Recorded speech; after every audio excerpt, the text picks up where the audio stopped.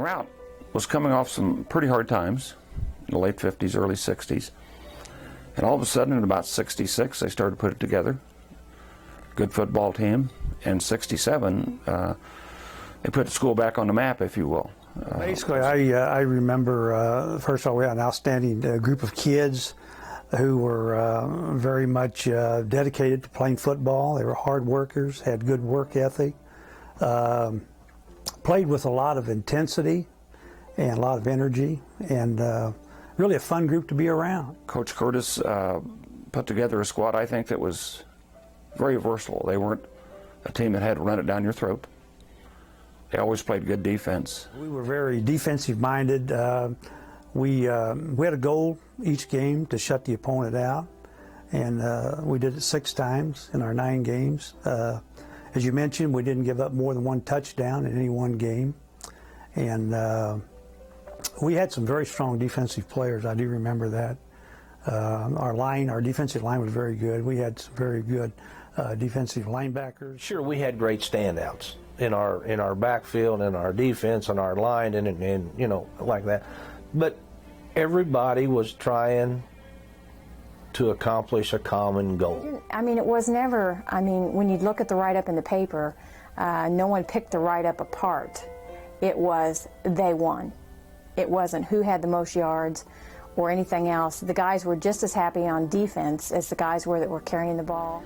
So I think we had quite a bit of talent on the team, and your co-captains there, Dan Welch and Paul Lambert, were both exceptional.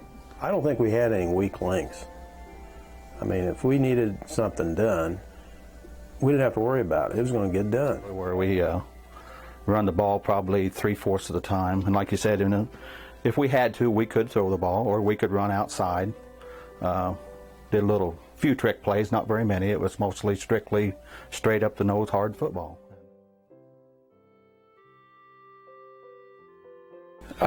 Fred had just maybe 2 years before, possibly 3, started his coaching career.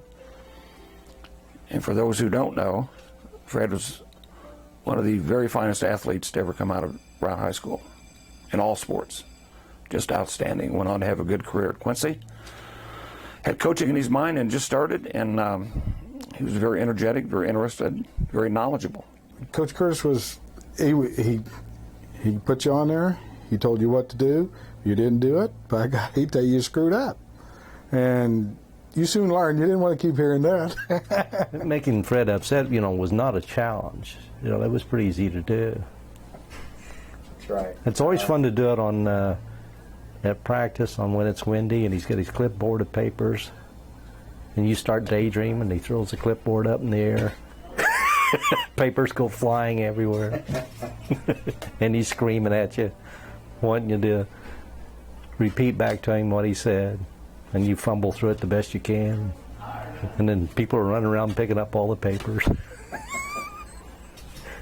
Things like that. Fred Curtis was just such a good coach. We were prepared for every game. He and Larry would have us out there practicing hard, regardless who we. He had all my respect.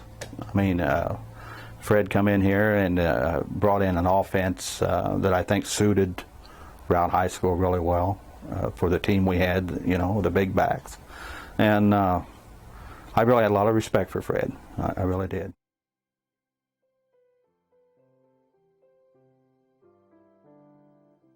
Larry, Coach McCauley was a great person, and he was a great coach. The kids loved him well. He was a great motivator. He was very enthusiastic. He had a lot of energy. Same way.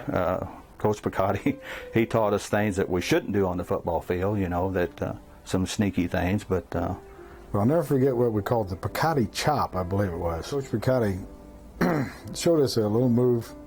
If we ever start having a problem with these guys on the line or whatever, and I don't know if it was actually sanctioned by the high HSA or whatever, but you come up off that line and you take that elbow and you'd stick it right up under the guy's helmet there. And every now and then, if you did it just right, you'd catch him right in the old throat and put him over backwards. And once they got a taste for that a time or two, they stayed away from you most of the rest of the night. I got to know Larry very well. Now there was a guy that was gung-ho.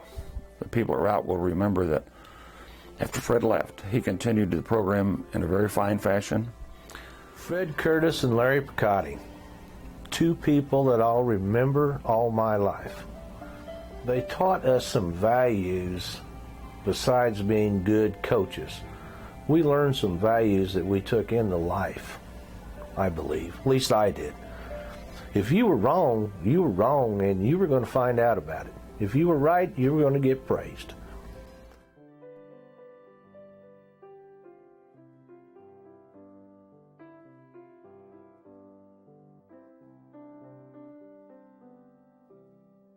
It was power, and when we went over there, it was another damp night, and Mr. Curtis said we're going to beat them at their game, and we went tackle to tackle all night long. And I don't care if we had an 0-6 record going into play against Opie, and they were 6-0. We were 0-6. It was going to be a game. Our game plan was just to take the football right at them. If I remember, we gained most of our yardage from tackle to tackle. Dan and Paul both had great games that night. It was a great game. I think we won the game 12-0. We pretty much dominated. Defensive effort was outstanding.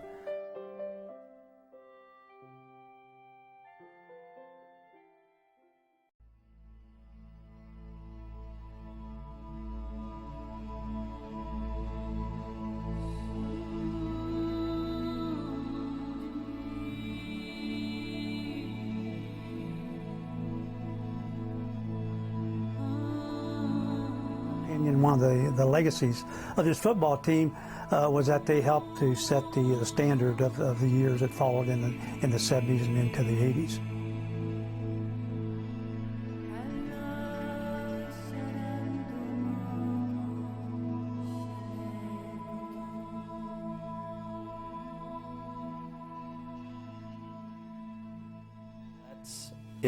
You can all point back to the 1967 team, them being undefeated and kind of setting a precedent as this is what Routt football is going to be about. And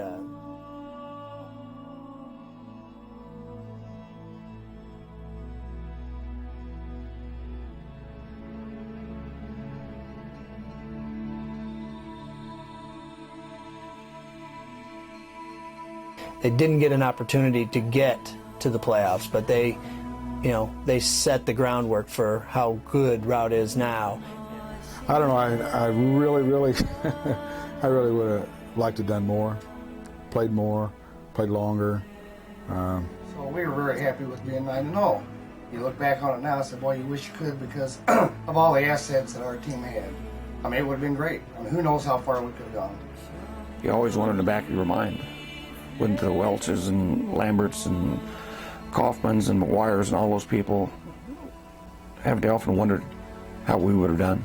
I think we could have given the teams upstate a pretty good run for their money. Or would we have went? Maybe we would have been fortunate enough to get to the final game. Could we have pulled it off? You don't know. It'd been fun to try it. But yeah, we would have been excited. Whether we'd have won a state, who knows? I don't think there's any question about it. I for one, would be proud to have gone here or have had children go here. Because I think when you leave here, years later, and you're asked where you're from or telling stories, and you say Routt, you say football and Jacksonville, all kind of tied together. I mean, I think there's a legacy there.